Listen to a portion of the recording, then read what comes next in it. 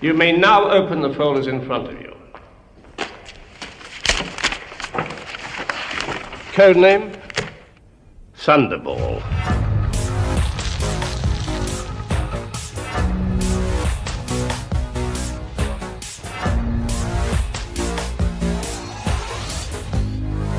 Welcome back to Ranked. I'm Charles.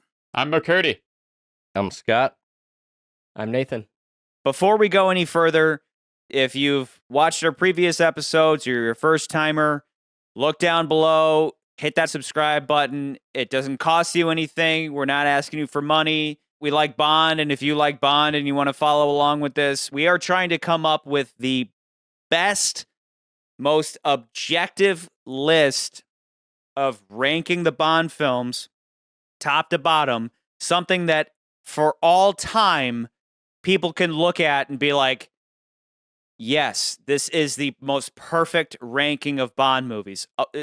Taking personal bias out of it, I took a big bite last week where I think From Russia with Love is the shit. The fellas stepped in and were like, From Russia with Love is awesome, but for these reasons, Goldfinger is just a little bit better. That's what we're trying to do. We're trying to come up with the most perfect ranked list of the Bond films. Tonight we're doing Thunderball.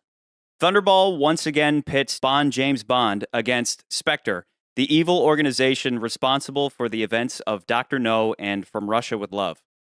The organization makes good on the extortion portion of their name when they steal an atomic bomb from NATO and threaten to destroy a major Western city if the NATO governments refuse to hand over a shit ton of money. When the entirety of MI6 is tasked with finding the bomb, Bond follows a lead to Nassau, where he has a run-in with Emilio Largo, number 2 of Spectre, and the man responsible for the crime. So, going to our oddly aquatic buddy McCurdy, what do you have for us on the historical end of things? Whoa! Shit! I didn't think that gag was going to last long enough. Holy fuck. Just leave it on the whole time. No. You should have done this whole thing from a pool. Just should have. That would have been great. This is so gentlemen, of course, this is when things get aquatic and we do lots of underwater visuals and all this stuff. Was that a combo of iconic and aquatic? Aquatic? Aquatic. Did you mean to do that? We should say the aquatic episode of the Bond franchise, Thunderball. Yeah, from here on, if you utter the word iconic, you drink.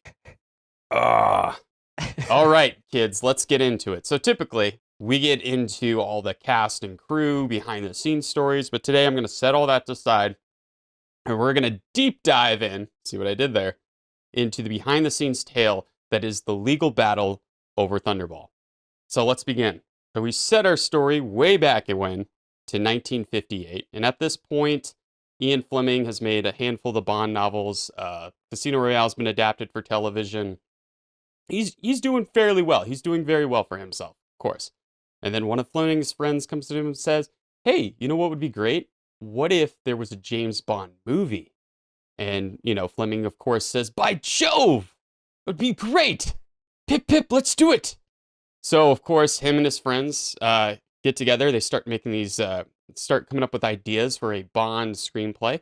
And he's quickly introduced to a man who will be maybe the antagonist of all of the Bond franchise, or maybe his own hero in his own story from a certain point of view. And that man is Kevin McClory. He's a specter on the entire franchise. The specter of defeat. McClory, he was an Irish writer and director who early in his career worked as an assistant to many other filmmakers. He's made documentaries. He made some films. He wasn't a big deal. Like, this guy was, just some average filmmaker. This guy wasn't by any means Steven Spielberg. So him, Ian Fleming, and then he introduced a screenplay writer named Jack Winningham. The three of them came together and they started coming up with all these ideas, these outlines and stuff. But why is this story so important? Because it sounds like I'm going on about some stupid legal battle. Well, it's because they came up with Spectre and they came up with Ernest Blofeld, which, as you guys know, watching these films are two big important parts of the Bond franchise. and they are both introduced in this book. So, or I should say the screenplay. So they come up with the screenplay. The screenplay's title is Longitude 78 West. And of course, Fleming's like, that title sucks. So what is the new title? The new title is Thunderball. Much take better. that as much better, Yeah. but take that as much as you will. But then Fleming makes a fatal flaw when it comes to this whole screenplay business. Instead of it becoming a movie, it doesn't become a movie right away, probably because of financing and all sorts of other reasons. But he takes his screenplay and he adapts it into a novel, and he titles it Thunderball by Ian Fleming. And he gives a manuscript to his buddies. Say, here, Jack, here, Kevin, here's the manuscript to the new novel I'm going to write. It's called Thunderball. You guys should check it out, see what you think. And of course, they're like, what the fuck, dude? The three of us came up with this idea. You're putting your name on this? Like, the three of us came up with this idea. You can't just, take our ideas and put it in a book and just say, hey, that's that, and make a bunch of money off of it. So quickly, of course, they sue, and they try to prevent the book from being published. And of course, the book does get published anyway. But basically the legal proceedings still are still ongoing. And so much so, now it's kind of like 1960, 1961. Albert Broccoli and Harry Salzman are looking to make the Bond franchise. And Dr. No, we talked about, they wanted to do this novel first, and they couldn't, so they ended up doing Dr. No because of the legal battle that was going on. So again, this thing keeps coming up, and it keeps causing problems for Eon Productions. As we talked about last week, it literally killed Ian Fleming. Yeah, so a lot of the stress that was due to this, I mean, of course, Ian Fleming was an avid smoker, and we talked about that, and, he drank a lot and all that, but because of the stress due to these legal proceedings that were going on well into 1964, he from the stress of it, he had a heart attack and all this stuff, and he passed away. But what ended up happening is that Ian Fleming, they settled out of court. Fleming got the rights to the novel. And then Kevin McClory, and I believe Jack Whittingham, but it really just says Kevin McClory got the rights to the movie rights. So this is a problem for Albert, for Salzman and Broccoli now, because now they're like, oh shit, this guy has the rights to one of the novels. He could literally just take the film rights, go to a competing studio, and say, hey, this, that James Bond property, I have the rights to this book. We can make another James Bond and, make a shit ton of money off of it. So they didn't want that to happen. So what they decided to do, they made a deal with them. They said, look, we'll bring you on. You'll be the producer on this movie. Did he actually do anything? Did McClory He did. do any producing? When I read into it, yeah, it seemed like he did a lot of helping with the location scouting and everything else. So it wasn't like he was just somebody who's like, I did all this stuff. I have the rights to this movie. Put my name on that? Thanks. Yeah, it wasn't like that. I mean, he was still a filmmaker, and he still produced this film with Broccoli and Salzman. But Salzman and Broccoli weren't like, oh, God, we got to deal with this dude. It's another person in the mix when they're already like a team. But the big deal about this whole thing is that in the clause of the agreement, it says, okay, you can make another Thunderball in 10 years. So after this movie comes out, we'll let you make another movie in 10 years. And really, that leaves it off for a story from another time. But because of these legal proceedings, for a lot of different reasons, this kind of comes back and haunts the franchise in later installments in the Eon Productions. First off, I just want to throw in a little round of applause for Sean Connery, who finally stepped up and did his own goddamn turn and shoot in the gun barrel. So I just want to. There we go. Yeah. Good job, Sean. I didn't even notice. You did it.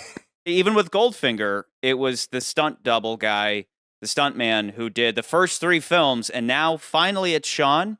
But the odd thing is that Sean's turn and shoot is just like a little weird. It's like he can't hold his balance exactly, Yeah. But at least he finally stepped up to the plate and did it himself. This would normally be the part where I ask for an official proposition for an official ranking for Thunderball. Tonight, I'm going to throw my own hat in the ring because I want to just kind of somewhat restate the minutes from last week. Essentially, last week was like our first fun argument time. We actually had like 2 movies that it could have been either or, and we ultimately settled on Goldfinger for several reasons. Go watch that episode if you haven't seen it. But the discussion came down to, this kind of like, Bond starts to become more fun, a little less serious, and that's really the spectrum that Bond lives on, is like serious and gritty, and then fun and goofy, and they all fall somewhere in that spectrum. With Thunderball, though, and so ultimately we put Goldfinger at the top, From Russia with Love at number 2, and Dr. No at number 3. What I'm going to submit tonight is that Thunderball has nothing on Goldfinger. It has nothing on From Russia with Love. So I think where the discussion last week was Goldfinger versus From Russia with Love, and we barely even talked about Dr. No because it was just understood it was at the bottom. Even though it's a fabulous movie, it's still at the bottom. I'm going to submit that tonight should strictly be Thunderball versus Dr. No fighting for the bottom of the list. And I'm going to propose that we put Thunderball at the bottom. Ooh. Do I have a second on that? I disagree. But I feel like you want us to disagree on this, too. Here's and the I'm thing. okay with... I'm gonna agree with Charlie. Okay, yeah, so I'm somewhere in the middle. I agree with the first proposition that these two battle it out. I do agree with that. I'm I not just sure. think yeah. So I'm not sure I fully agree it's at the bottom yet. So we're at least understanding we're not fighting. Last week was fighting for the top position. This week fighting for the bottom. And I, as much as I am torn between it, I think in the grand scheme of things, we'll get into the nitty gritty, but in the grand scheme of things, I think Dr. No has less stupid shit. It may not be as big. It may not have the impressive underwater visuals and all that. But regardless, I think it makes better decisions, where Thunderball has a lot of stuff that if you don't think about it, it works. But if you think about it and you nitpick it, the movie has a lot of stupid cutting of corners and just poor decision making in terms of movie logic. And for those reasons, that compels me to put Thunderball at the bottom of the list. Personally, for me, I think it's a little bit better than Dr. No, but I don't disagree with you. So let me go through some of what, when I'm watching the movie, maybe you guys noticed this too, but I do agree, Charlie, that this movie has a lot of plot convenience. Yes. That too many, so much so that it's like, yeah, like that's a little weird. And I don't know if it's from the scripting stage or if it was from the book stage or where it came in for me. But let me go through my list. Okay, so I wrote some down. So the first one I can buy at least, because I'm like, okay, it's the beginning of the movie. It's the first one, but when you do it multiple times, that's when it kind of like, okay, now you're breaking the fourth wall for me. So the first one's Bond just so happens to be at the same spa that Angelos at, right? Yeah. That just seems a little convenient, but I can buy it. I can be like, okay. Yeah, so Angelo is the guy who is hired by Spectre, specifically Count Lippy. Angelo takes on the face and persona of Francois Dervals, who is a pilot for NATO. They do a little body double thing so they can swap in their man Angelo for Dervals. They kill Dervals, and then Angelo goes off on this mission to steal the nukes. This just so happens to be right after Bond kills number 6 of Spectre. Yes. I regret to inform you all of the death of Spectre number 6. Colonel Jacques Bouvard was killed by an unknown assassin. So then they bring in everybody, all the 00 agents are brought in. All of the United Kingdom's Secret Service is on high alert. It is very cool and unprecedented that you have all of the 00s lined up, literally like the 9 rings for the men, blah, blah, blah. And 9 rings were gifted to the race of men who above all else desire pussy. We never see any of them. We just see their backs, but it's understood that you have 1, 2, 3, 4, 5, 6, 7, 8, 9, and Bond walks over to seat number 7 and sits down. That's really cool and shows that this is movie number 4 that has a bigger budget. This is why it's better. It's got better briefing more scene. agents. Better, yeah. More agents is better. Yeah. Scott, you Higher say numbers. it, please. More agents. More numbers. Bigger screen on wall. Giant contraption carpet. Goldfinger has the better plot. It has a better plot, better villain, better co-villain, better car, better cube. I want to hear Let me add why, another though. point. I want to fucking hear nothing to do with specifically That's fair. why it's better. Russia for First Love. one. It Russia has for a Love better overall plot, better Hold villain. on. That Scott. means, Scott, I'm saying Scott, that listen. means nothing to me. I want you to tell me why. It had Okay, a better Charlie, overall let me plot. talk. Means nothing. Then let me talk. You see, Stupid dickhead. if you were to analyze the I'm whole gonna drive movie as up a to Michigan and kill this. if you were analyzing Yes. Okay. So let's talk about that for a second. This is where the second big plot convenience comes into play.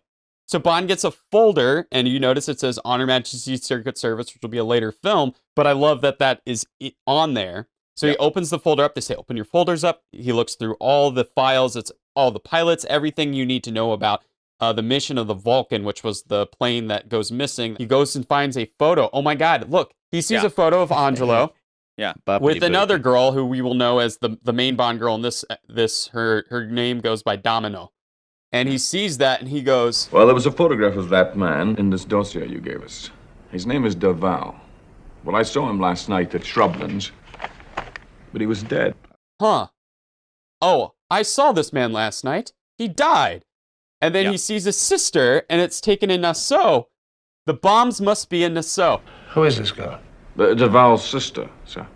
Do you know where she is now? Nassau. Again, James Bond, super spy, just so happens to be at a spa after killing number 6 of Spectre to meet another agent of Spectre who is plotting a face swap at that spa, who then commits the bomb stealing thing. And then Bond happens to be there to catch on to all of this. What a coincidence. Yeah, so convenient. Almost as if... As if it was intended. Because originally he's told, M says, you're going to go to Station C, which is in Canada, and this is going to be your liaison, all this stuff. And he's like, no, I think... Are the ladies hot in Canada? He's like, no, I like this lady. I'd rather go to Nassau. I'm not going to fucking Canada. Are you fucking kidding me, Em? Fuck. Has Bond ever gone to Canada in his life? I don't think so. He goes everywhere but Canada in every one of these movies. Obianasa, NATO training flight. Air traffic flashed as they lost it on radar, and we haven't been able to pick it up anywhere. Was she losing altitude when she went off the screen? Yes, sir, rapidly. They already know where the path of the plane went, right? So in a modern movie, they would have been like, well, we know the plane was here. It stopped here. Like, you guys have all seen Lost, you know? Like, they know where the plane could have crashed. So you would think that maybe the first thing they thought is, oh, maybe we should look near the Bahamas to go find this. But no, it's because Bond sees a picture of the guy who died and was like, wait, I know his sister. You know, it's like he has a hot sister. Maybe the hot sister knows something. Yeah.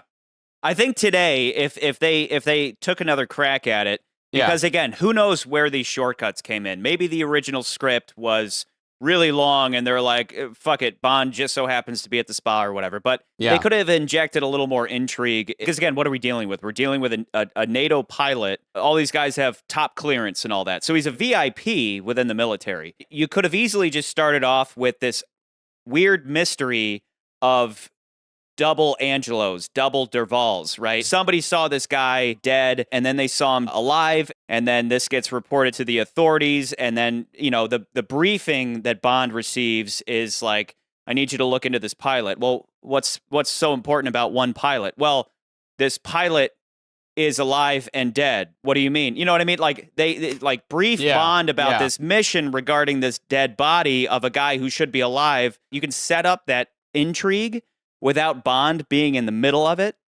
and then have him investigate, right?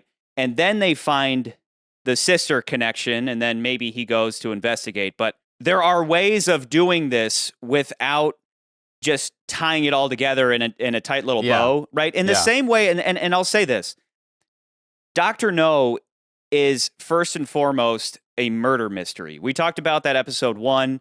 The whole toppling rockets thing is kind of secondary and who cares ultimately. Bond is called in on a murder mystery. And so you could, if you draw a comparison on those lines, that they're both kind of these murder mystery plots, Dr. Knows makes so much more sense and doesn't cut corners and all that bullshit. Bond shows up in Jamaica and has to put clues together and seek out leads and everything. Whereas with this, they just went lazy with it. Yeah.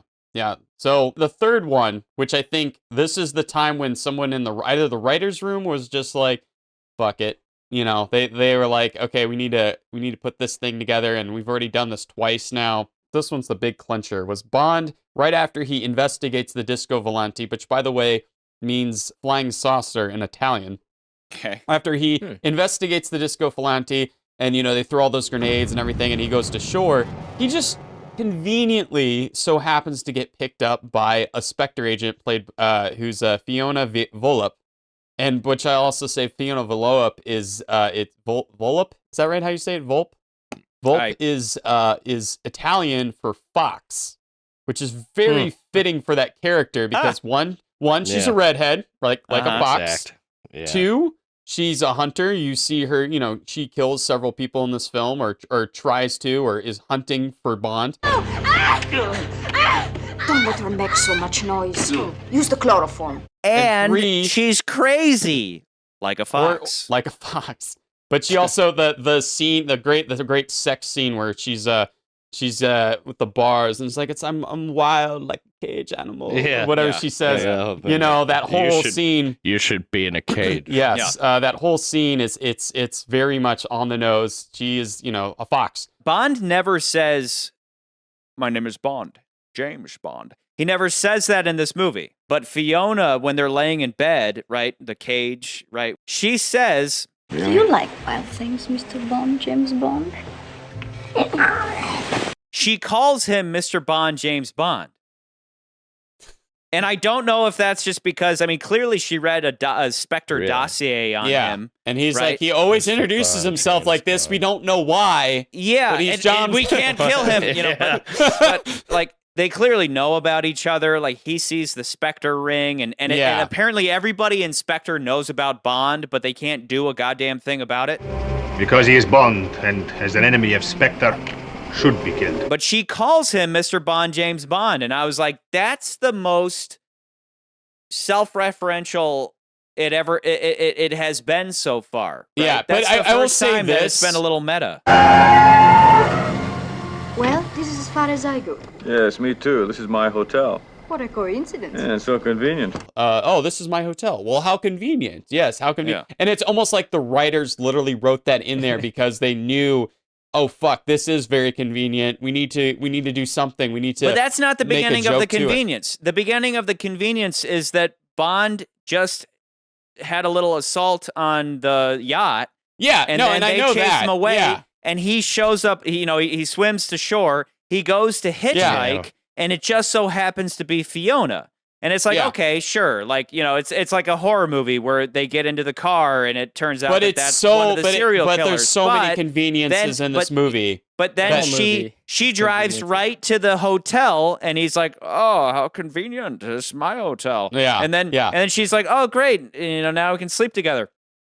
And then But then once he walks in and he's like, whose luggage is this? And then she's in the tub and she's like, I thought you were in the wrong room. And he and whatever she says, like, they put us next to each other. I had no idea that we were next door neighbors. Oh, they just moved me down this afternoon. It's extraordinary, isn't it? Almost as if it was intended.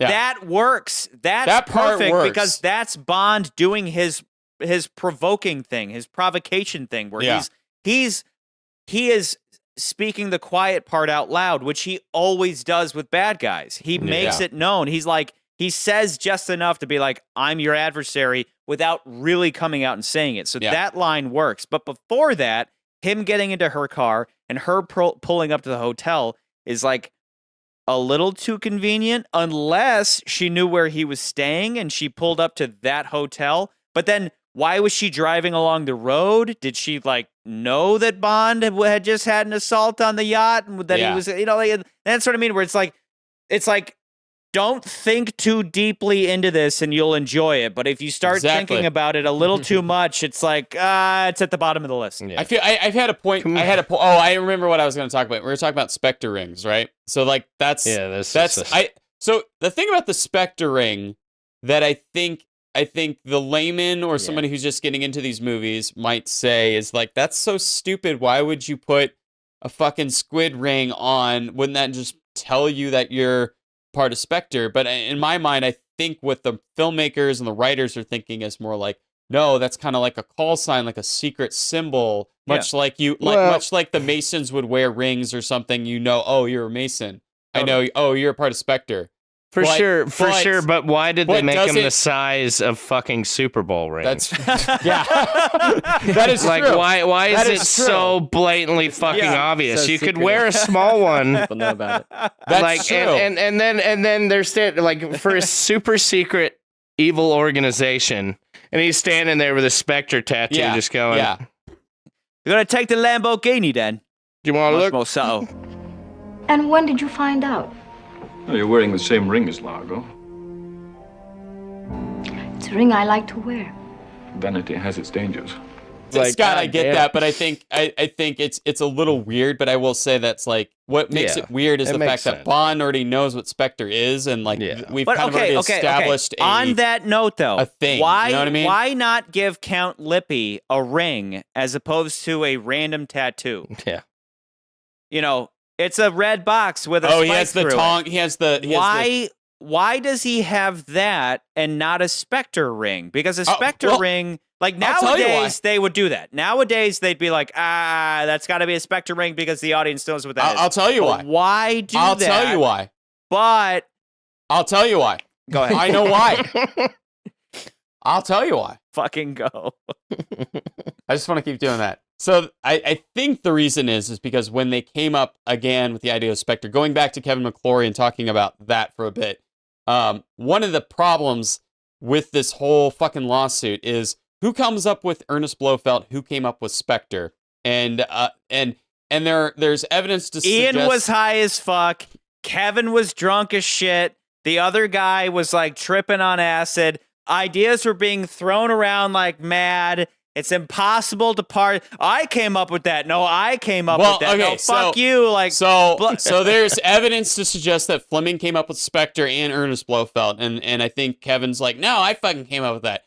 But regardless of that, in the books and in the stories, the idea was that Spectre was a culmination of ex-SMERSH members, which again we talked about SMERSH being part about Smietspiona, which was Death to Spies, which was the Russian organization. Smietspionem. Smietspionem. Death to Spies. Death to Spies. It was the part of that organization, and it was a Spectre in the books at least was the idea that it was a group of different people from ex organizations, like either from the mafia or whatever, and they all had come together to form Spectre. So the fact that he has like a tau symbol on him may indicate that, he was part of another organization at one point. And that might have just something that carried over from the books and they left it in the story and it doesn't really get well explained in the movie. You know what I'm saying? Okay, fuck the books. It doesn't make sense in the movie. Yeah, you drink, stupid. McCurdy. You reference the books. Yeah. Go ahead. Drink. Listen. Drink. Okay, it's we got have better water. No, fuck you. Fuck you, Charlie. It's got better water. It's got bigger boobs. Budget, bigger boobs. But I also want to add something because I mentioned it last time and I said, this whole thing with Pussy Galore turning good at the end of the film is going to come back in the next film.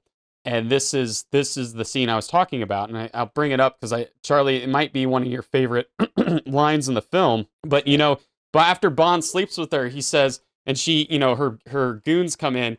He says, look, what I did this evening was for king and country. Always. And I always feel like every time I watch that scene, I'm always like, no, that's the writers literally being like, like Bond f***ed a girl into being a good guy and like now he doesn't, You know, he tried, it didn't work. Let's point So that out. she's the anti-pussy galore. Yeah. My dear girl, don't flatter yourself. What I did this evening was for king and country. You don't think it gave me any pleasure, do you? But of course, I forgot your ego, Mr. Bond. James Bond, who only has to make love to a woman and she starts to hear heavenly choir singing. She repents and immediately returns to the side of right and virtue. But not this one. She's one of my favorite additions to this movie. And like one of the reasons I would say this movie has a plus on Dr. No is that I like her character all the throughout, because she even like tells Largo like, no, we can't kill him now, because if we kill him now, like their agents are gonna know. So we can't kill him now, but we'll kill him then. Let's talk about Largo then, because you're totally right so far as Largo is an idiot. He's a stupid asshole. Whereas Falco, what's her name again? Fiona Volpe. Fiona, you're totally right. Fiona is so much smarter than Largo that she should have been the baddie that lasted longer, and Largo should have died sooner. Yeah. Largo only continues to show how stupid he is throughout the movie, and that he should not be number 2. He should have been the guy that was fried in the chair right away. Largo got in with a NATO pilot. He's the one who got in with Derval. He got in with Derval by way of Domino. That's what we're to assume, that, you know, he set up that connection, right? He sold out Derval to Lippy and to Fiona and set all that thing in motion. He should have immediately killed Domino. Domino is a loose end. She should have been thrown into the shark pool immediately, right? Instead, he keeps her around, and she is the only thing linking all of them to Derval. Literally by blood. So he's an idiot for not killing her right away. And then to the point of Fiona, when Bond shows up and just starts kind of poking his nose into everything. If Bond had died last night as a result of your hastiness, his government would have known for certain the bombs are here. Largo's, his ego is like, well, I should just kill this guy. Even though killing Bond or killing anybody looking into this whole atomic bomb question, if they're an agent and they're killed, that immediately flags like, hey, send everybody to Nassau. There's probably something going on in Nassau. Again, like we talked about in the last 3 episodes, every bad guy keeps Bond alive for a specific reason. They all had their own reasons, but they kept them alive. Largo wasn't as smart as Goldfinger to figure out, hey, I should just kidnap Bond, or I should just like detain him otherwise, or force him to tell his superiors like, oh yeah, everything's fine in Nassau. Instead, he has the most half-assed assassin ever go sit in Bond's shower and wait for Bond to come in, and Bond easily bests him. And then when half-assed assassin guy Quint goes to tell Largo, Largo's like, you idiot. You let him get the better of you. Largo's the fucking idiot. He's the dumbass for trying to kill Bond in the first place and sending the shittiest assassin possible. What should have happened instead, to make Largo look not so fucking stupid, is to have given those lines of Fiona's over to Largo and had Vargas or some other lieutenant of his go try to kill Bond, or have a run-in with Bond that would lead to scraps or something where like they almost fight to the death. And then that scene, Largo would be like, you idiot, if you kill Bond, you're just going to send in the authorities, and then punish that bad guy by throwing him into the shark pool. You know what I mean? I think what ultimately would have made more sense is the weird body double thing I talked about in the opening. Have somebody other than Bond discover this weird thing, have it be the masseuse, and she finds this dead body, and it's like, this is the dead body of this pilot who supposedly went on the ship with the bombs, right? So the government is suddenly alerted to this missing pilot and the dead pilot at the same time. Then Largo kills Domino as a loose end, right? And then because they happen to find the dead body of Dervals / Angelo, they then put together, wait a second, these two siblings happen to die at the same time. It's kind of like Saving Private Ryan, where it just like triggers this like, wait, how did these two siblings die at the same time? And this guy happens to be the pilot of the ship that had the atomic weapons. And then that sends Bond to Nassau to solve who killed her and why. Now, that means that he can't f*** her. So that's where the producers go, but that would probably have been what they would have done today. And then they just introduce another chick. Like, she had a twin sister that Bond can have sex with or whatever. You know what I mean? Yeah. But in the meantime, we have a more intriguing plot that makes more sense. And Largo isn't as much of a fucking dumbass. I also think Fiona, going back to McCurdy's point, that she was such a great addition because she was the smarter villain of the two in the fact that she was like, I know his weakness. It's me. Yeah. I'm his goddamn weakness. That's true. That's true. I will kill him when it's convenient. I'm going to show up looking sexy in a bathtub, tits out, and I will kill him. Yeah. And that was the plan. She knew his weakness. Yeah. Largo at least was smart enough to surround himself with people smarter than him. Is something to be said, but I'm gonna, Charlie, I know I'm on the fence here, but I'm gonna defend this movie just a little bit to say that. Yeah, please do. The last time I talked about Goldfinger, and I'll say this, Largo is no Goldfinger. Goldfinger is charismatic. He looks like a dimwit, but you underestimate him at every turn. Largo, not so much. Largo is kind of like by the book villain, right? I mean, for God's sakes, they give the man an eye patch. I don't even think they explain it. They're just like, he's got an eye patch. He's got to be the bad guy. But what I like about this movie, like, it's got better water, okay? It does have, I mean, like, that's the one thing, is the action sequences in this movie are, I think, much, much better than they are in Dr. No. And to be honest, like, most of the movies is for entertainment value, not so much for substance. But I do think there's that film, the movie has that going for it. Again, like I said before, I really do like Fiona. I think she's a really great henchwoman for this film, and probably one of the better Bond villainists that kind of get overlooked, even better than, Honor Blackman's a great Bond girl, but I think as a villain, Fiona is a much better villain, of course. I think Largo in this movie, unlike Dr. No, he's much more active. Yes, he's stupid. Like, you guys agree. I agree. I get what you're coming from. Like, he doesn't make the best decisions. And yeah, like Nan says, he does surround himself with better people. But I do think that he at least is active in his role where, he's overseeing to making sure, okay, we got the nuclear weapons. They're coming in. And, he's already planned all this whole thing out. You never see Dr. No do any of this stuff. I mean, Dr. No is kind of just sitting in a chair with his metal hands. So you're calling him a micromanager then? Yeah, I think he just likes scuba diving. But again, here's the thing, though. Here's the thing. We talked about that last week with Goldfinger, and it worked. Like that. Again, I don't necessarily. My argument was, so screen time equals better bad guy. And I said that's not what I was screen saying. Time, you say activity. I want my bad guy to do more. But for me, that doesn't change the fact, though. That doesn't change the fact that Largo just comes across as a fucking dumbass.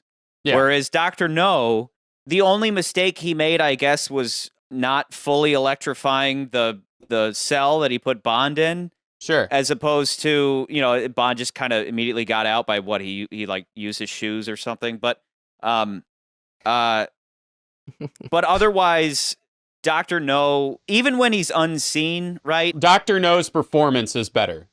He is kind of like the Blofeld of that movie, so far as he is not seen as much as he's heard, and he's, it's like the he's like that unknown bad guy. You don't see him, so it's kind of intriguing. Like, who is this guy? And there's more mystery there. Whereas it worked for Goldfinger, who was a more active bad guy, but he was charismatic, and he was this disgusting fat who Bond saw as nothing, and then at every turn he had a surprise for Bond, and that's where why we agreed that Goldfinger was at the top of the list, because of Goldfinger himself.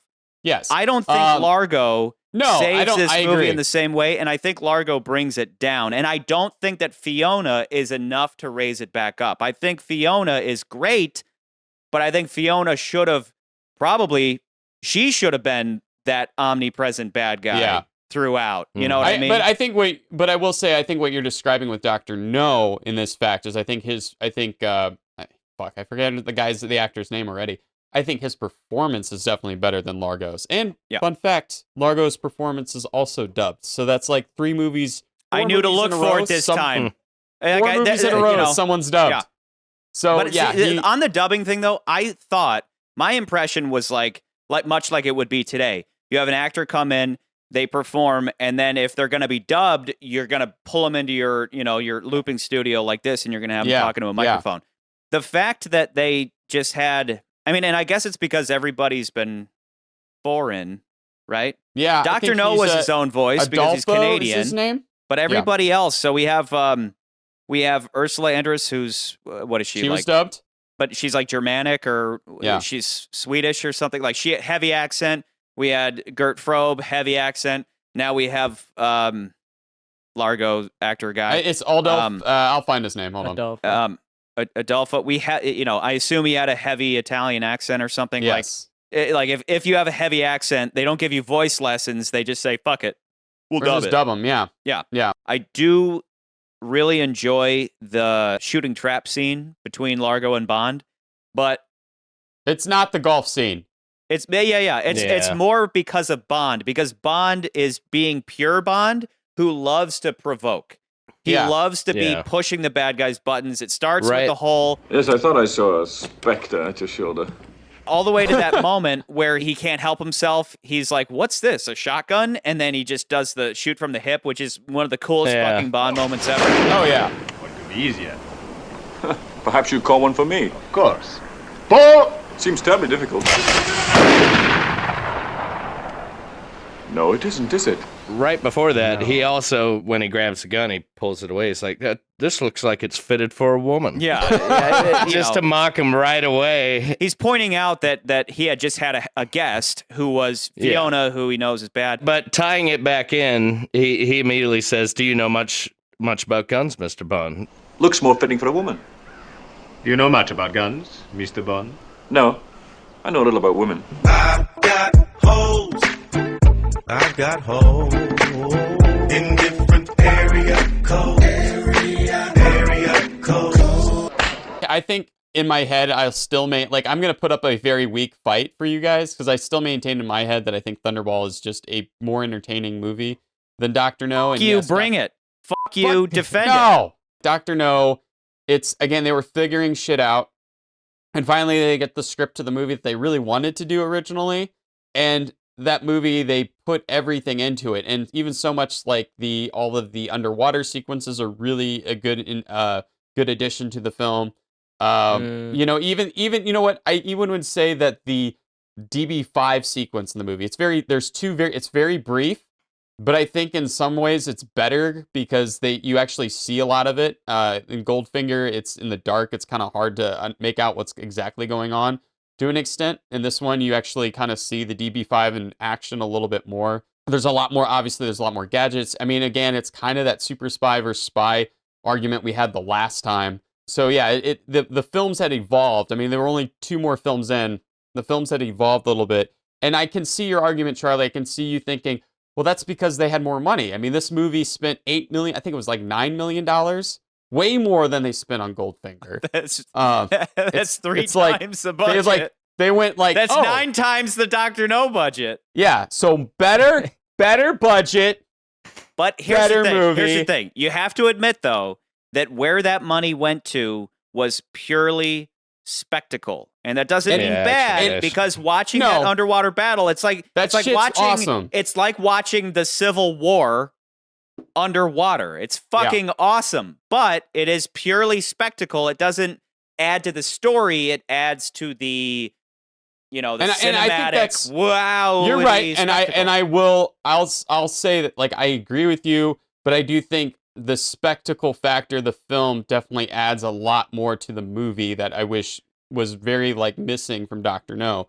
And yes, Dr. No, it's a little bit of small. It's definitely a smaller film. It's a lot of people talking in rooms and creeping around corners and finding, investigating. But this film, you get a lot more action scenes, a lot more Bond doing more things, whether he's trying to rescue his assistant who dies, or going into banging that hot chick in this movie. God damn. I'm not over her. She was just so gorgeous in this goddamn movie. She's like 2 pluses on this movie. Which one? Both of them. You know what? Damn it, both of them. Yeah, I agree, but which one are you talking about? Definitely Fiona. Yeah. The bathroom, the bathtub scene. Oh. And then you know what? Domino's okay. Domino's okay, but you know what really got me was the lady in the spa. Behave yourself, Mr. Bond. She's great. She's fantastic. You put her above the rest? She is far less than the other two. Not the rest, but I think just the fact that you have those 2 hot women are far better than the women that they have in Doctor No. Well, I have a lot to say about the spa, but let's go to these two. You guys speak your piece, and then Scott Nance. You guys speak your piece, and then I want to talk about the spa. But go ahead. Yeah, if you two could shut the fuck up for a moment. Exactly. I want to try and support you, McCurdy. Thanks, bud. Budget doesn't make a better film. We obviously argued this in the last episode. Yeah, there's more action. There's the underwater scene, the boat chase, the car chases, but it all comes across very convoluted and rushed. Like it's not structured at all. The underwater scene is just huh? Are you talking about Dr. No or this movie? This movie. I'm talking about the underwater fight scene at the end, which is obviously a large part of this budget conversation. It's fucking convoluted as hell. It's just nuts. There's way too much happening. It's not structured at all. There's lobsters running around on the floor. Like, Jesus Christ, what's going on? Like even the fish have no idea. But my favorite part out of all of that is there's one point where 2 guys are fighting and a shark starts coming in. And they realize, like, fuck this, you're my friend, fuck this shark. And they stop fighting. Totally. And they both focus on the shark, like, here, take my spear gun, shoot it. I don't even care.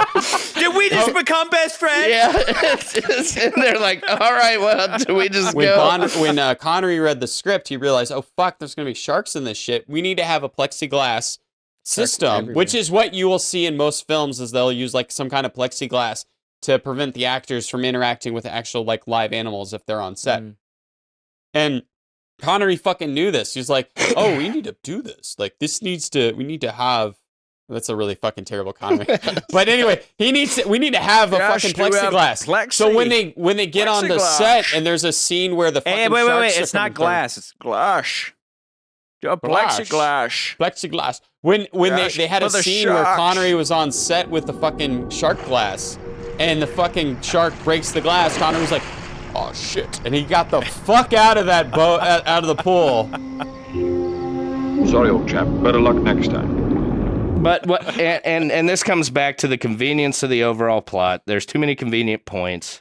Like, starting off, one you didn't mention, McCurdy, right at the beginning, I forget, JB, Colonel, what's his name? Bouchard. Bond makes the point that he notices she opened her own door. A woman at a funeral isn't going to open her own door. And that's where he makes the point, like, oh, fuck, that's him. I'm going to go kill him. Madame, I've come to offer my sincere condolences.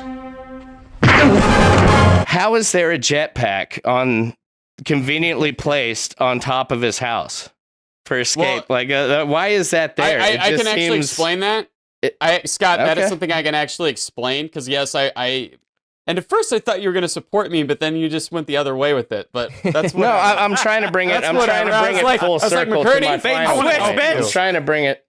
Support this, and then let me finish. So first, my overall argument. Let me finish my argument here. But no, with the jetpack, which I do want to bring up, that jetpack's real. That is a real jetpack. That thing actually works.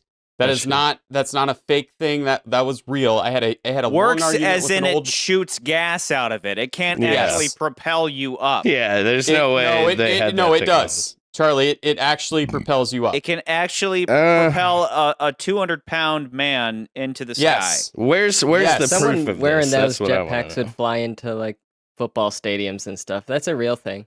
It's lined with fucking aluminum foil. How the hell does it actually work? It's not. It works.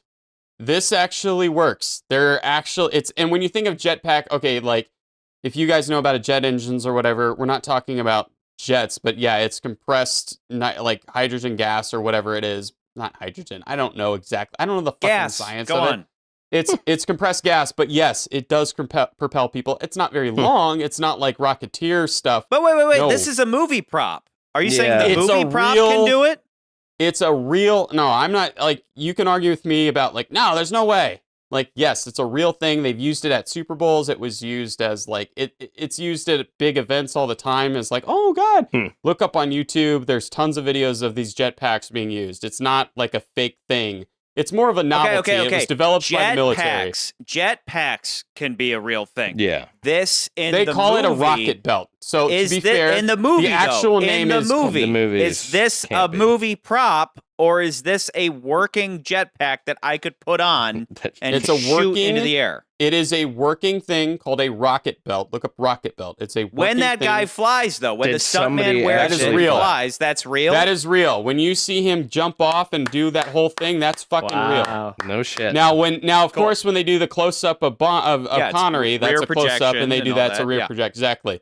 But that's a real thing that he's actually flying over and he lands, and then they do the cowboy switcheroo, and it's Connery, putting the jetpack or the prop version of it into the back of the Aston Martin. Okay, so we got that. Now tell Scott why the So jetpack Scott, the was reason there. why it's not an inconvenience is because if you remember, it's not like, inconvenience. It's easy incredibly enough to convenient. realize. It's too convenient.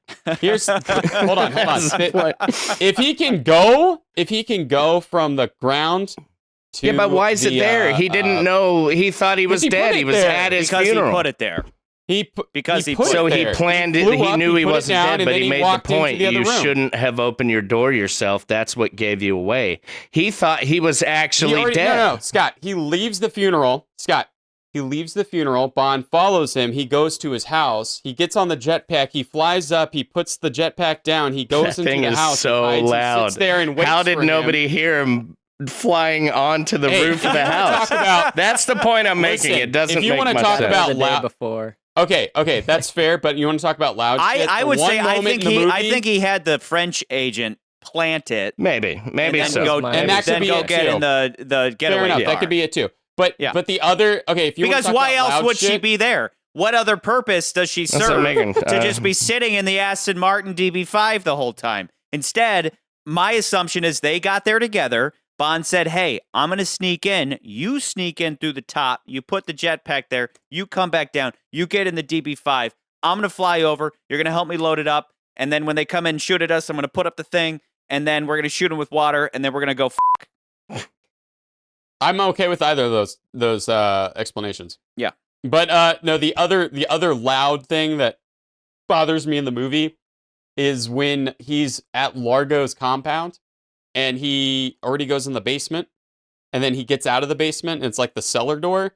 And if you watch it, he walks out of the cellar door and that slams cellar door it. Fucking He slams the shit out of it. Yeah. And there's a bunch And of leaves it Batman's.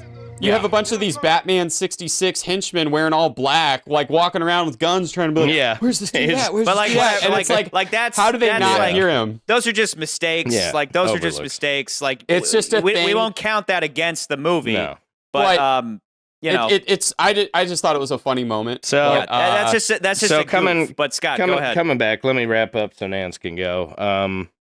McCurdy, here's my support is I think what brings this movie so close to Dr. No or ahead of it is I personally think this is Sean Connery's best performance as Bond. From would start agree to with that. I think finish, he's from his way own more- fight scene, fighting his own stunt double in the beginning. That's his stunt double. Oh, that's his own That's stunt his double. stunt double. Okay, I didn't even know that. In the beginning, looking back. Oh wow, that's cool. And from it was just I overall. I don't think that adds. No, to it, though. no, I I'm don't not think saying, a but fight he scene fought, is stepping up his and doing the performance. fight scene. Yeah. I think it was overall some of Yeah. his best conversations, some of his best quippy lines throughout the movie. It closed. I can't say it's better than Goldfinger, but it's. I think overall. No, I don't think it's better. It's definitely not better than Goldfinger. But I think what brings it down is the writing, the writer, the script, the side characters. They all seem very shallow. That's what I think brings the movie down. But overall, what brings it up for me is I think it's actually one of Connery's best performances as Bond. Okay, I agree with that. I think the performance is great, but I do think, like, okay, when people talk about good writing in a movie, there's many different things you can talk about. And yes, I think the plotting of this movie is kind of shit because there's a lot of, like we said before, it's a lot of inconvenience. It's convoluted. But what I do really, really like about this movie is that they became so comfortable with all the little quippy lines. Because Charlie, for God's sakes, you love all the good, the good lines. Like one of my favorites in the movie is like, when he kills Largo's henchman with the harpoon and they're sitting on the beach. I think you got the point.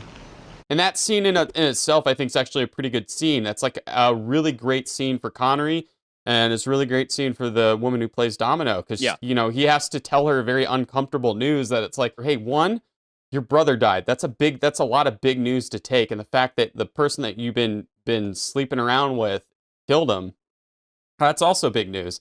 But then on the third thing he has to say is like, listen, fuck all that. I mean, I know you're upset, but look, like, there are a lot of people that could fucking die. I need to know if these bombs are on that fucking boat. I think that is one of the strongest scenes in the movie for his character as far as Connery's performance. And that's, I think that's also another reason why I think it's just, this movie's just slightly better than Dr. No. And slightly, because I cannot disagree with you about those plot conveniences, the inconveniences in this movie. I mean, it's not just that though. Sorry, Nance. Just to respond to that real quick, it's not just the cutting the corners, because I can easily overlook that stuff, right? Yeah.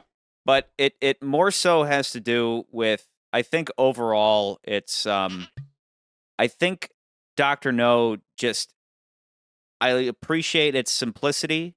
And then this has this kind of like half-assed complexity to it, right? A lot of it does have to do with those weird plot shortcuts, but a lot of it has to do with Largo as well. And yes, Connery has a solid performance, but at this point, Bond is going to be Bond, right? He's had 3 movies to practice, and he kills it in this one. But I don't think that. I barely bring Bond's performance into any movie, honestly, because Bond is Bond. Bond's just, the whole character is the guy has fucking ice in his veins and he's obsessed with completing his mission. I disagree. It's hard to fuck that up, especially after he warmed up with 3 movies and then he jumps into Thunderball good to go. Listen, I look at everything other than Bond, right? That's because fair, every movie I'm going to be like, Bond's performance is great.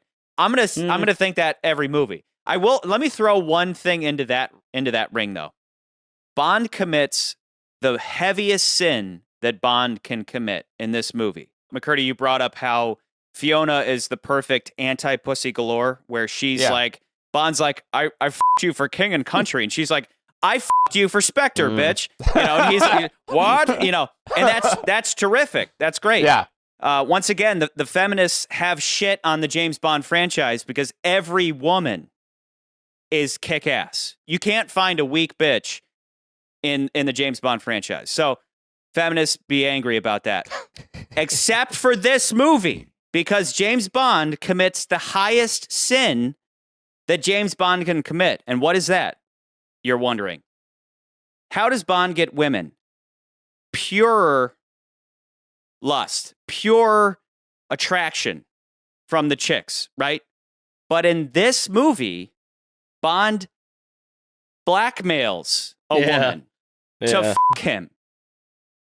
That should never, ever be the case. Somebody's gonna wish the day had never happened.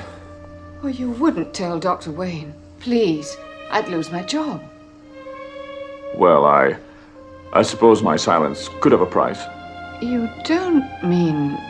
Oh, no. Oh, yeah? She took that blackmail really well, though. She was like, yes, oh. but last week you guys Blackmail. said Bond spanking Dink was cringy, and I was like, loved come it. on, it's Bond great. being Bond. Behave yourself, Mr. Bond. This, where he blackmails a woman, coincidentally another masseuse, he blackmails her into f***ing him because he's basically threatening to get her fired. Please, I'd lose my job. Bond should never, ever do that. It's genuine desire that brings women into his lusty trap, right? Instead, he's like, oh, somebody's going to pay for this. And he's obviously talking about the Count Lippy. And she's like, oh, no, I could lose my job. And he's like, well, then s*** my cock, bitch. And she's like, okay. and then immediately he's like, okay, thanks, idiot. See you later. See you later. Alligator. Which I laugh my ass off every time. But that is so anti-Bond, it makes me want to puke. Well, I wrote down in the notes as I was watching this movie, like, Dink was one thing, not to keep bringing Dink up, but that's one thing. Dink This was a brings whole me up. Another level. But even before the whole blackmail scene, he, like, while she's, I don't know if she's a masseuse or a nurse or what, the whole complex was confusing. But he, like, does the arm thing to, like, trap her, and she's like, no. And then later on, he pushes further with the whole blackmail thing. But it's all well and good that he's coming onto her. I mean, like, because he's coming onto her. That's what, Bond is all about Dr. No Means No. He is always pushing that because he knows that women want Very him. rapey. He knows this. So Bond can be as rapey as he wants because ultimately chicks are like, yeah, you were right the whole time. I do want to bang you. That's not us. That's not men in general. That's James fucking Bond. So much so that James fucking Bond doesn't need to blackmail women into sleeping with him. That's where I go, I'm offended. I'm deeply offended. I'm deeply offended. And not for her sake, for Bond's sake. That smears Bond horribly. That is a stain on his record. That's a tough argument. All right. 2021. That's all right, Nance. I'll go with you. Okay. Yeah, I just want to play devil's advocate a little bit here and I guess support McCurdy and Thunderball as a whole. I mean, it's hard to put aside and overlook the continuity issues, the plot conveniences, and the various other problems with this movie. But I feel like it was so close. And if they just reeled it in just a little bit, they could have made it. I think it could have been the best one so far. Yep. Yeah. I personally, of course, it's another atomic bomb thing, just like Goldfinger was. I preferred this one because, they're stealing a jet. Sure, it's got the plot convenience of the guy invites him into the co-pilot seat for the better view. Commandant, would you care to change places with the co-pilot? Better view up here. I'll be delighted to. They're flying with live ordnances during a training mission. Obianasa, NATO training flight. She is armed, isn't she? 2 atomic weapons, sir. That doesn't make sense to me, but I still like it. It's cool. Yeah. I love the location. I'm glad we're back in the Caribbean. We got some gambling. We get a little bit of the DB5. So I feel like they really figured out the whole James Bond package, and they just went overboard. They just were like, let's go as big as possible. We have all the money in the world to do it. Let's go massive. I think they just went too big. I get that. I think, yeah. And again, I told you guys I wasn't going to put as big of a fight as I think with Goldfinger over from Russia. But, God, I think I enjoy this movie more. And every time I watch it, I was like sitting there just thinking, why does this movie suck? Like that was my reaction. Again, if you don't think about it that much, if you don't think about it's not a bad all the little movie. things, it's good. But if you really throw them up against each Yeah. other, if you really critique it, and to follow what Nance was saying, the money for this went into the spectacle and it's good spectacle. Again, it's like watching the Civil War underwater. It's kick ass. But the money went into the spectacle. and whereas with Dr. No, they didn't have spectacle money. They had story money. So there was more of a focus on story. Whereas with this, there was more of a focus on spectacle. Not a bad thing, but if you ask me which one is better, I'm going to go with the one that ranks higher so far as like you could go through the whole movie and be like, check, check, check, check. It's got that better batting average of like logic behind it. Whereas with Thunderball, I'm always going to say it. I'm going to say it every episode. I love every Bond movie. I really do. But if I'm putting these up against each other, I'm going to put Thunderball at the bottom of the list because it suffers just enough story-wise and has a shit bad guy. I'm gonna go out of character and actually agree with Charlie for once. That this watching. Cheers to this. Holy shit! Please cheers to watching this film. I was fighting myself the whole time. Like, wow, is this better than Dr. No, or is it worse? I knew it wasn't anywhere near From Russia with Love and Goldfinger, as we stated. Just far better films, better performance, bigger tits, more water. Dr. No has that subtle brilliance, and it comes back to kind of like Charlie said. Yes, it had a smaller budget, but to create a movie as well as they did, and the first Bond film as well as they did, without having a structure. They had a structure for this one. Obviously, they'd had 3 previous films, and it just wasn't better executed than the 2 previous films. Dr. No created such a better, as Charlie referenced, mystery, kind of, proper spy mystery at a smaller budget, but it still was of such a brilliant film that to knowing what budget this film had, kind of like Nan said, that, sure, it had a bigger budget, but I think the money, where it went, the scenes and what they tried to do was just too much. I think they tried too hard at times, and it comes across. Scott, I think that's where you and I agree. It sounds like McCurdy and Charlie love the underwater stuff. Personally, I didn't. And I'm not arguing I did not with like it. either of you guys that I agree that it belongs at the bottom of the list, but I just was wanting to put out there that I think it could have been the best if some of the edits Charlie already mentioned happened and cut down on some of the spectacle. So Charlie already covered how the whole like explanation of this scenario could have been much cleaner. The parade scene could have been chopped down. The underwater fight, I don't think we needed that to go on for so long with like hundreds of people. For me, underwater fighting's boring because it's like slow-mo. There's only so much they can do with like shooting a spear gun, cutting someone's oxygen hose, ripping their mask off, which I guess completely incapacitates them, or stabbing. By the way, the mask off scene, if you look closely, when Connery's mask gets taken off, he like looks for one of the henchmen's masks and he puts that one on. And it's then the next same shot, one? It's the same one? Yeah, totally. So I was going to say, Nance, which I think is really funny, and I'm going to concede. I'll say, I'm going to concede. I'll say Dr. No is better than Thunderball. What I am going to say is I think it's interesting you guys bring up these points because when I went and looked at the critiques of this movie, one of the big things that comes out is, one, the underwater sequences sometimes seem a little incoherent, and there are a lot of them, and of course there's no dialogue, and you kind of you're wondering like, what's going, like, so what am I looking at, what's going on?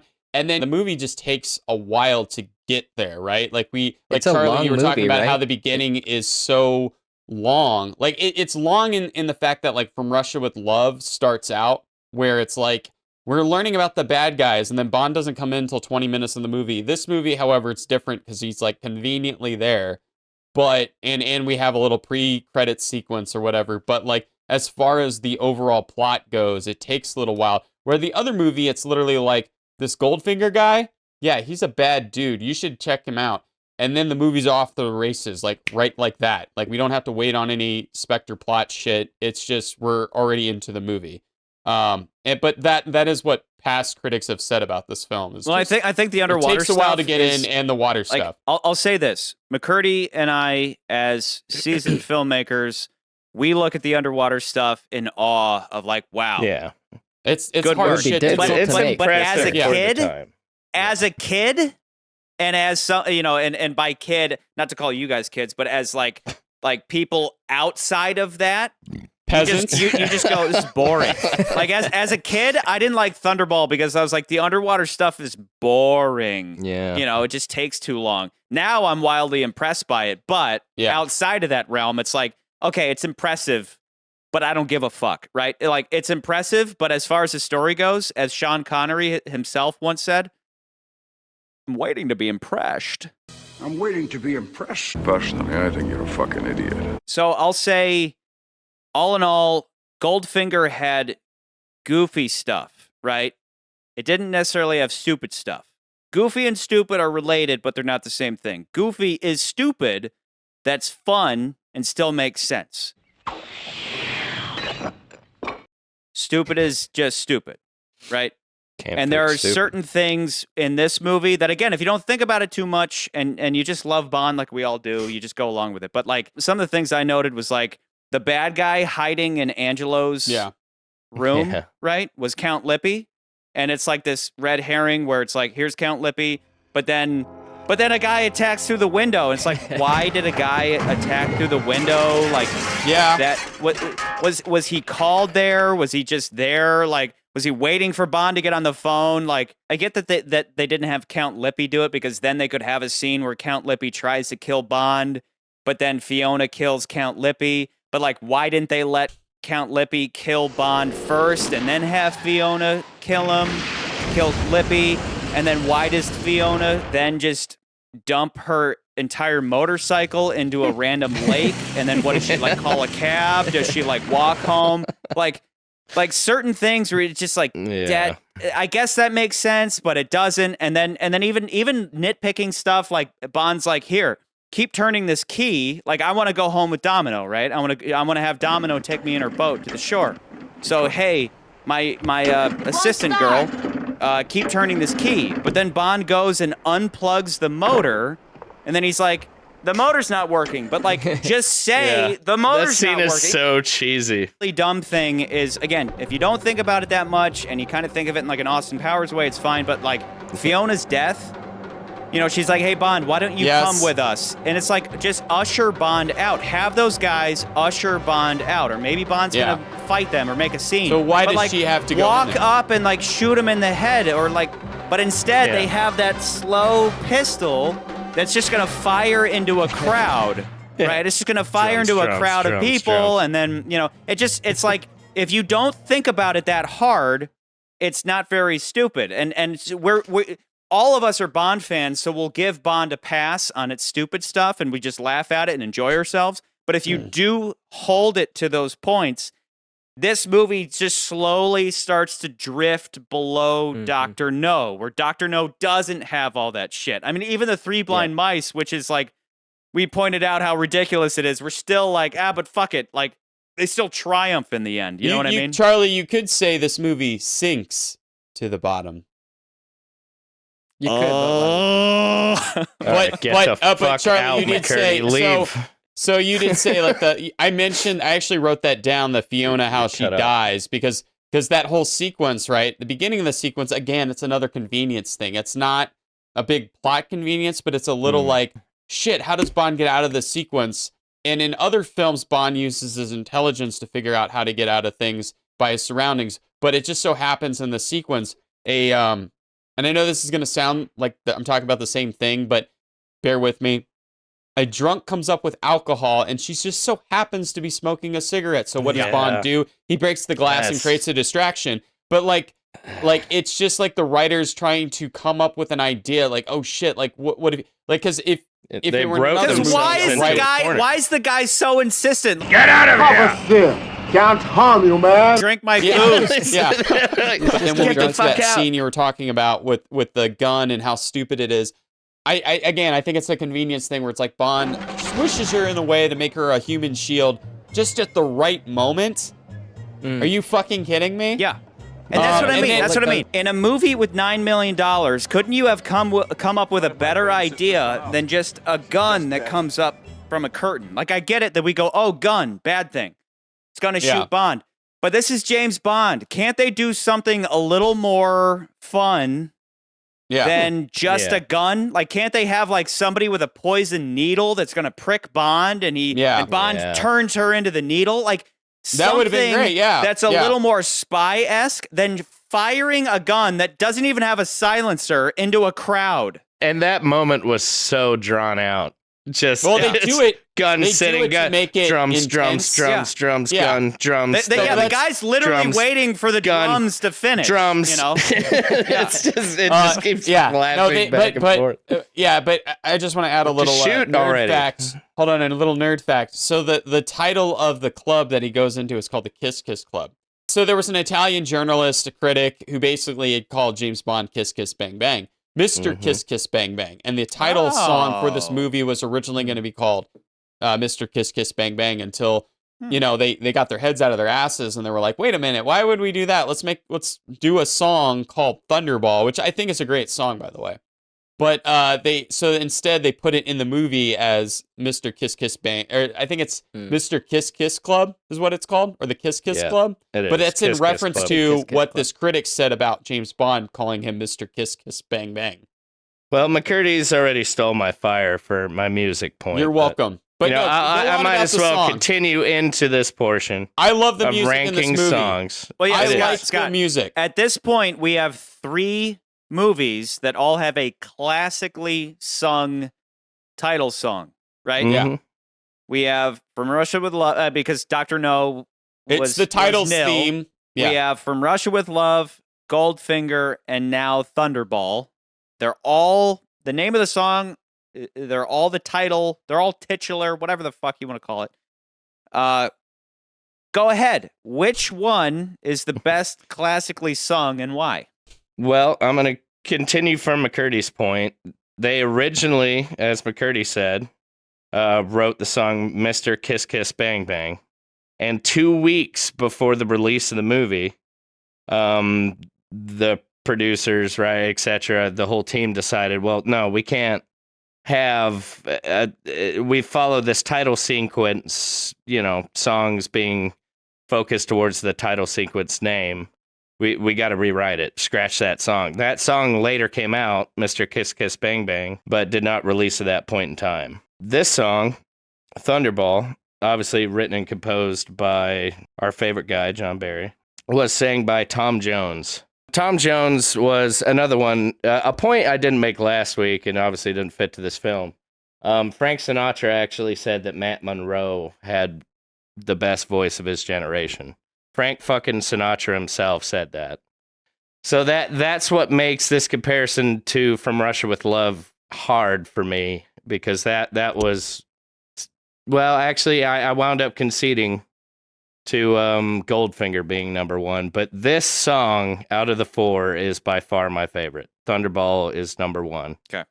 My favorite point to that is that Tom Jones, it's actually documented when he was recording this song, the one that you hear in the title sequence, he hit that final note so hard and with so much passion, he nearly passed out. So he strikes like thunder.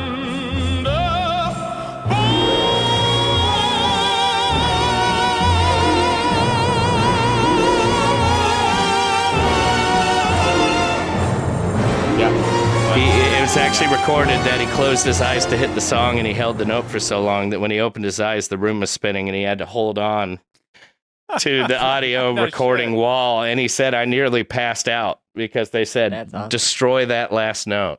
Yeah. And Tom Jones is personally for me, I've always loved Tom Jones. He's such an iconic, such a huge voice, so much character. Take a drink.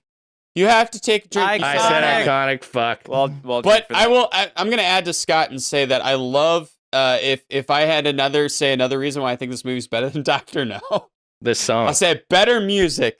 Overall, I love this. Bigger notes. Bigger notes. Love the music. I love. But more words. More words. Yeah. But literally, here's what's funny. No, but that aside, though, I love the score specifically of this movie. Yeah. To the other films, I think this is one of the better scores in all the James Bond films, even if the movie doesn't live up. I like to the underwater stuff for sure. I love it. I love listening to it. Yeah. I could listen to it for hours. I love it. Here's the funny part: is because they had to switch so quickly within 2 weeks of the film release. Barry was quoted as saying, "I don't think anybody really analyzed what the hell he was singing about.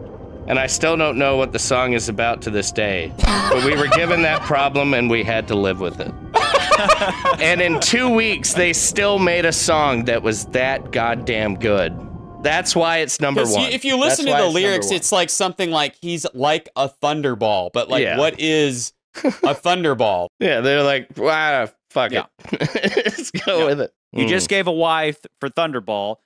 Give a little bit of credit to Goldfinger and From Russia with Love. Just give a little why they're good so we can properly compare all three. All right, well, starting from the bottom, Dr. No, as of current, was just a bit of a clusterfuck.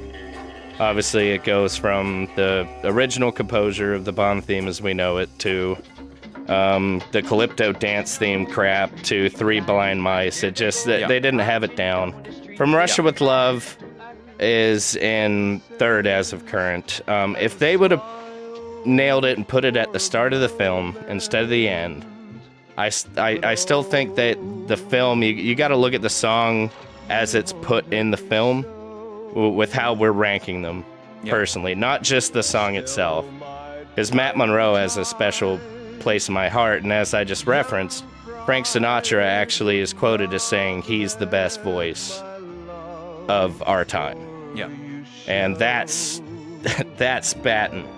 That's, if you're gonna get a compliment from anybody, fucking Blue Eyes. That's the top. So is into, again, a brilliant song, but it didn't have that Bond feel yet. I think that's the issue too From Russia with Love. It did not have that Bond feel. It didn't have the large composure as McCurdy said, with the actual Bond theme and the highs and the orchestra and the power of it. It was simplistic, it was beautiful, but it's not a Bond song. It's not, it doesn't feel like a Bond song. And then we come to Goldfinger, Shirley Bassey. Obviously, as far as anybody goes, but outside of John Barry, Shirley Bassey is the next most iconic Bond artist. She, as we will find, God damn it. I'll drink to that too. Goldfinger, I think, is where they first figured out that, all right, the power of a song and an artist with the background images and doing it right at the beginning of the film with a proper orchestra, big notes, big sound. Essentially realizing the connection between a title sequence and a song to ramp up that title sequence. Yeah. Right? Which I'll throw on a side note, this is the first time we have completely naked ladies, which we'll have for the rest of eternity, Bond-wise. And it was all thanks to some PA forgot the bathing suits that day, so they were like, whatever, no bathing suits, just naked women with their titties flopping all over the place. So, but to wrap it up, Maurice Bender again. It's the same guy who did the other. Yeah, he's done the last two. Again, I think this time he said, "Fuck it, let's." Women have slowly been losing their clothing until now they're like, swim naked. Yeah. Nobody's gonna see. We're gonna light you so nobody sees. So, but you can see. But to wrap it up just real quick, the music point. Thunderball is number one. I think it's the biggest song, best artist, the best vocal, best orchestral backing, as McCurdy mentioned. Mm-hmm. And I know I'm doing my thing here, but it is. It's the best executed Bond song to this point, and with its backstory and the fact that they created that song in under 2 weeks, that's crazy to me. I think we can all agree, to Charlie, again, to your point, and again, like I said, I conceded, but we can agree that this movie is an example of how spectacle and putting a bigger budget can make a more entertaining movie, but that doesn't always necessarily mean that the script is going to be just as strong, because you're more like leaning on oh, well, we've got these cool underwater effects. Oh, we've got all these, we got a fucking jetpack in this movie. Oh, we have, these really great locations. And we can lean on that and just kind of let people just ignore, oh, don't look behind the curtain. Yes, we fucked up here, but just watch the pretty water sequences. Don't think about it too much. You know, hey, how about that underwater stuff? And all in all, it's fantastic. But I just think if you're sitting there watching both movies and you're slowly adding it up, I think Dr. No just inches above it where it belongs in third position. I will also say Thunderball in the grand scheme, Thunderball's not a bad movie, but it's like you're saying, it's probably like just as much as Goldfinger and From Russia's like this. I think Thunderball and Dr. No are kind of like this. Yeah. And they're both directed by Terence Young. Yes. And you get the feeling, because again, we did Terence Young, Guy Hamilton, Terence Young. This is Terence Young's last movie that he does of the Bond franchise. And you get the feeling as you're watching it that literally like the feeling, like it feels like you're watching Dr. No again. And I know he did From Russia with Love, but it feels just in the way it looks. I don't know if he carries the same cinematographer around with him, but it looks like Dr. No. But it just doesn't have the completeness that Dr. No has. Yeah. And it's like the emphasis was taken away from that simple story and was pushed towards spectacle. And plenty of modern movies make the same mistake where it's like they spent most of their days and their budget on spectacle and they let the story slowly slip away because they're worried about the fucking trailer that they need to get asses in seats. How do we bring everybody back to the theater? It's got this incredible underwater stuff, which is incredible. But to Nance's point, if you're outside of the zone of like, it's wildly impressive that they managed to do that. You're like, I don't give a shit. I don't give a. It's slow and boring. It's hard to some of it is hard to understand, and I think I can understand it when I watch it. I don't have a problem, but I can see why people are like, wait, what's going on? Like if you're not paying attention. Especially when you're trying to follow a movie by most audiences follow a movie by dialogue. They don't follow movies, even though that filmmakers love following movies by visuals. Most people, I think, follow movies by dialogue, and those sequences are very long, and there is not a lot of dialogue. And I do think that the fight sequence, which I call the commando sequence, which again you will find as a trope in the Bond films, that'll come back. The commando sequence. It's the third act of the film. We got to bring all these dudes in. They got to fight the bad guys. And it's badass. It's awesome. They all drop from airplanes. Like Bond's like, it's cool. Bond's like, scramble all the motherfuckers. We're gonna go fight, and everybody just jumps out of the plane. They're like, let's go! Like it is badass, and that's cool. But like, and the only thing to keep that scene momentum is John Barry's score, which again, like I said before, and Scott made that point, is the orchestra, and that score for Thunderball is really great. So it like at least keeps the pace up, and you're like, okay, I'm following along. Bond's drops out as soon as they hit the water. It's like the score goes away, and it's mostly quiet. It's all water and all that stuff. But I love how Bond comes in and he's basically fucking Superman, Aquaman. It's like, well, why didn't you give all of your guys that fucking jetpack, the water pack thing underwater? Shot yellow out of it for some reason. Yeah. Does anybody know why the yellow? I think maybe as a trail or just like a smoke screen, maybe. I don't know, but make it more obvious. We never mentioned Q scene in this movie, and I just think it has one of the best moments in the movie is when he says he gives him the pill. A recently developed harmless radioactive device. Harmless. Which sends out a homing signal to a special receiver. What am I supposed to do with this? Well, obviously, you swallow it. Now? You have to appreciate that the producers and Terence Young saw what Guy Hamilton did with Q and said, this has to be what we do for eternity, right? Yeah. Like, once again, minute one, he's just like, oh, hey, Q. And Q's like, I know, I hate you too, asshole, but, like, we gotta be here. Oh, no. 007. What a wonderful surprise. Well, for me, too. Bond might as well be sitting there, and Q's like, hey, I have this gadget for you. And Bond's like, hey, I have this gadget for you. And Q's like, Bond, stop repeating what I say. Bond, stop repeating what I say. You know, like, that's the kind of feeling that they have. And it's fun. It's always fun. And it was Guy Hamilton that had to come in and be like, these Q scenes are boring. Let's throw a little bit of conflict in there. Let's spice them up a little bit. Yeah, I feel like Goldfinger started at that. They started to try to That's create why I say Guy Hamilton. Guy Hamilton, director of Goldfinger. Between Q and Bond. But this film, I think they finally got it down, that whole Q's just going to treat Bond like a child and an idiot the whole time they're talking. Q is like, oh my God, this guy. Fuck off. So, in conclusion, the list is as follows. Goldfinger maintains supremacy from Russia with Love, number 2 spot. Dr. No, number 3. Thunderball, number 4. Agreed. Now, do we have anybody we want to toast to tonight? And I'm going to suggest the enemy, or maybe the hero of this film, Kevin McClory, who actually does make a cameo appearance in this movie if you look very closely, which I believe Charlie will put in the cutting movie. in right now. We'll cut in this point. He's dead? He has passed away.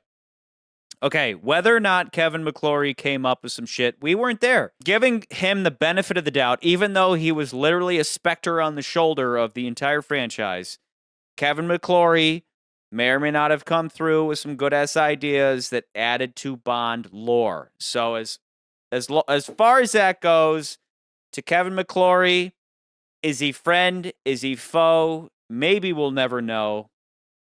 But that motherfucker's dead, so cheers to that guy. Cheers. Cheers.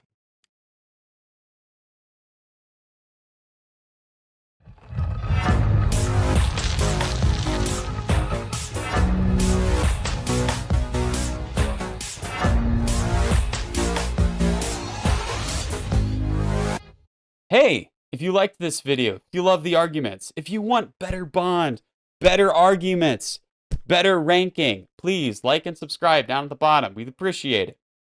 Or check out these other videos that we've done in previous films. You might like some of them. You might not like some of them. I don't have anything else. I'm fucked. Just like and subscribe, you fucks. Better co-villain, better car, better Q. I want to hear Let me add another point. I don't want to hear another point. It has the DB5. Let me add a point. Lightsabers. It had more lightsabers, so it's better. I want to fucking hear specifically why it's better. Russia for Love. It has a better overall plot. Better villain. Hold on. That means, Scott, I'm saying that means nothing to me. I want you to tell me why. It had a better overall plot. It means nothing. Then let me talk. Then go. Charlie, let me add this. From Russia with Love, the entire film takes a nosedive into the gypsy scene. If you were to analyze the whole drive as up to a Michigan whole, and kill this. if you're analyzing, No, speaking of Odd Job, Scott, you have to say why. Go into that. Why is Odd Job better? And not just because you used to use them to cheat in GoldenEye. Why is Odd Job better? So many better scenes of that little smile. He doesn't need to say anything. There's no lines. Scott will say, he'll say one thing and he'll say, this is better than this. He won't elaborate, and then I will elaborate. No, I elaborate. All right. I agree with Scott. McCurdy decodes but I'm going to just elaborate why Scott is right. Please listen back to the beginning of this. Pussy Galore's better because it's right in her name. She's pussy. I like pussy is better. Every episode falls apart. Tatiana. It does. Tatiana is not. What does that even mean? But pussy. Everybody likes pussy. Pussy galore. Ladies and that means a lot of pussy. It's unbelievable to me. It took so long to Did we ever get a definitive answer from Charlie? Can we wrap this up? I'm trying to wrap this up.